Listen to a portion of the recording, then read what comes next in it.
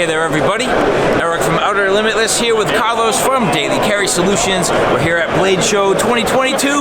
We're at the Condor Booth. No real reason to need to introduce you. Most people should know Mr. Joe Flowers. What's happening, What's up? buddy? Dude, I'm admiring your Daily Carry solution right here. You like that? This is my neck knife. This is my show neck knife. Dude, where else can you just go around and like, no, dude, we're not cosplaying, we're just knife nerds at BLADESHOW. No, the fun thing is when you go into Waffle House and you're just like walking around and you're like, yeah, this is, look at is this normal? Is this even okay? Like, dude, and you're like, okay, oh, is this weird? I'm like, no, dude, we should make them as skirts, like with machetes, so when we pirouette, we swish around a bunch of the heavy blades. Hey, you know what I noticed is I always picked up G100s. Yeah, cool. they're the best. I noticed this is like your jam too, and these are my favorite pants. And I was like, dude, for the first time, I think I've seen you at a show not wearing these. I can gush on these pants, and no, they don't pay me or anything. I've got two pairs in like multiple colors. Not this one, but the Duluth. The Duluth Flex Fit stuff. I'm sorry, Duluth. If you guys want to pay me money, that's fine. But I even wear your stuff down in the Amazon jungle. And just a fanboy of these stretches because the only difference between that, I have this model, and that is you can do the slab squat, which I can't do well, but I like it a lot more now because I'm getting stretchier. So now I'm like, oh, and now I have to have stretchy everything. Nice. So I get it. I love those things. They're fantastic. Dude, I had to stop. We're at BLADESHOW, we love stuff. I had to stop putting cargo pants on Sunday because I just kept putting too much stuff. Yeah, like, oh man, you're not sneaking up on anybody with all this jingling. Right. Literally, it's so thug life here. You have to stop wearing cargo pants because there's so much stuff. Look how nonchalant you are. You got this big crazy machete thing just hanging over your you have no. If I'm a white belt compared to the guys who are using their femoral artery as, and I kid you not, everybody thinks I'm kidding about this. Yeah, he's basically using his thigh as a cutting board. Nice. They didn't read the book, but it's really cool seeing him on that. So yeah. It takes two people to cut themselves, experts and beginners. Same deal with cabinet working and all that fun stuff too. So yeah, I'm stupid with knives, thug life, well, I'll tell you, and for the people watching here, you probably don't realize, but on day one, you don't see a lot of people cut. On day two, tons of people cut. Yeah. Like on day two, it's like, dude, what happened overnight? Everybody's bleeding everywhere. Dude, and it's because everybody's confidence level is high. You know, it's not the best idea, having white background in the place where there's knives. Like, blood sucks to get out. We sound like a freaking thugs, but it's just like, no, we're just big dorks and we just keep cutting ourselves. Well, we're actually... we should talk about Condor Yes. stuff. So, all right, well, let's just back up a minute. A couple years ago, you came out with a machete. It was called, what, the Polar North? Yep. Okay, and a very popular model. People have been enjoying it, but you did something different here for 2022. Right, yeah, so got more love and work with it. You know, I just went outside and cut stuff. You guys should too. And then I met some guys who were much better at it than me, and they loved it. And I was like, cool. What does that mean? That means I'd love to see if they love that, the combination between that and the thinness. Thinness that's normal, like I'm gonna make everybody cringe. Well, this is a prototype. We're gonna change everything up. So leave all your... Hold on, wait. I'm not worried about it snapping. Do I need my safety first? Sure. I'll look away. Woo!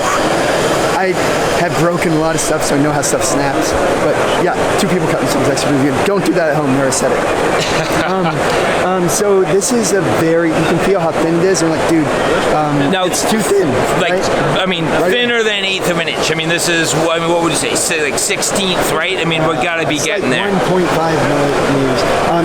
In Condor's parent company is Imakasa, and they make, guys, I don't know if this is like a fact, but like second biggest machete manufacturer in the world. I'll tell you some numbers when the videos are running and stuff too. So they're used to doing that. This is as thin as a Colombian machete, just so I can see what it would be like.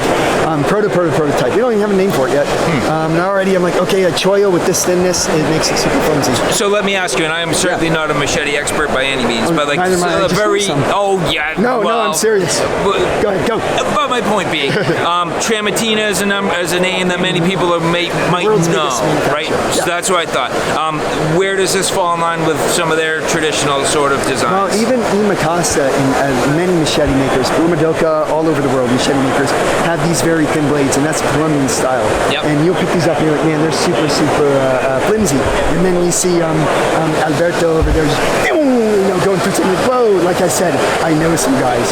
They're way better. That crud that makes Mr. Joe Flowers Machete guy like me cringe. And I don't cringe. You saw me with no blade safety. I don't cringe much. So like, whoa, this is from Misheard Knife Reviews. This might be too fast for America. I'm not going to say that. No, it's too fast for me. So like, I haven't even done the Joe Swingy stuff around here because I'm doing this and things. I wanted to see what the guys who know machetes more will do with this. But man, to me, just being knife Joe Blow out there, it might make it thicker and this will taper it. I'm not sure yet. But now I get a chance to see the process. And you're a designer too, so you know these woes. Oh man, this one was too thick. Now we got to. There we go. There's an example of us learning. Well, that's the fun part, the practical field use and getting it in people's hands and getting some feedback. I mean, the fun part is going to see the indigenous who are way better at this, see what they can do with it, honestly. So let me ask you: Is a finger choil in a design like this traditional? Is that a traditional thing, or is this like an Americanized? No, this was a Joe thing because design-wise, fellow designer, I didn't like choils, and I've ranted about this somewhere. I've heard you say that before, and so I just had to break out of my shell. But look, on the Polar North, it was taken back to here, and most people like that. If they see like a machete from a different country, a lot of times they're only sharpened up here because they're using all of that stuff. It looks like they're doing crazy stuff, but it's actually no edge. So they said the only thing on the old Polar North was I would file this down. And sure, I just grabbed the file right away. And said, okay, this is cool. Don't want to change it. Everybody, if you want a choil, you just take a file, and it's easy to make a sharp neck duller than the other way around. Right. But for this design, I listened to them. I'm like, okay, I'm going to make that space right there. So they use it like a choil, and so I'm now more aware of this space. Yeah, some of it may look ugly, but honestly, I don't care. It's not going to be the only machete design, but it's really cool to learn about it this way. And, so choils. Nice. Watching people use them. All right, so this may or may not be the Polar North XL. We haven't figured out a name on it yet. So haven't figured it out yet. But honestly, just saw it here at the show. So we're still that new, fresh. All right, so Carlos, at this point, we got some testing to do, Joe. You got to get this down to the jungle, right? I think so, yeah. All right. So what's next? What's next for Mr. Joe Flowers? What are you doing? Going home and getting my voice back. How about you? Fair enough. And what you're going to be doing? He's going to go home and smash some editing down. Dude, we got some editing to do. But so that's what's next. Hey guys, there's so much cool stuff around here. I'm going to go back home for a day and look at the cool pictures I haven't had a chance to check out here yet. No cargo pants. There's so much cool stuff here. It's almost annoying to wear cargo pants. No, you know where you put all your stuff. I know where it is. It's in your Vanquest Marco 45, right? No, it's upstairs now, but good gosh. Yeah, I think the guys were cringing when they saw the amount of weight that was in there. But dude, if they're going to talk about bushcraft at Blade Show, it is hard to find trees in the Cobb Galleria. So if you're going to talk about cutting trees, it's either on video, which I'm cursed at, right? As soon as you touch the computer, let's show all these guys this wonderful presentation. Nope. So I have to bring stumps with me and put them in the Inquest backup to the demos. So real problems, real solutions. Really, really fun to watch Vanquist go, oh man, that's pushing the weight limit. And I'm like, no, dude, there's something here. Big blades, no blade safety. Yes. Joe Flowers? I don't know if I want to be known on the internet for that, guys. I'm actually pretty good at teaching people first aid and stuff, honestly, because I've done it to myself a lot of times. Yeah, no, it comes in the territory. Yeah, so, being very, very dangerous with machete is one thing to be cool about on the internet with, but the most common time people cut themselves is on the opposite leg on top of the foot. And not only have I done it, guys, but I've met a lot of people who have the same scar down in Latin and Central America. So, yeah, if you want one quick tip, even with knives, even with axes, keep all your blood in your body and keep the stuff that you want to cut out of the way and think about what's behind you before you cut. So it may look dangerous. I'm not going to say, oh, this is a roll or anything, but yeah, watch your other side of your leg. It's very common for people to cut. So, well, day 3, Joe, as always, get your voice back, buddy. Hey, how do you keep yours? I just get lucky. No, you know why? Because I'm behind the camera a lot. Okay. And we got Daily Carry Solutions, who doesn't get a chance to use his voice, so you probably have a good one. Let's hear it.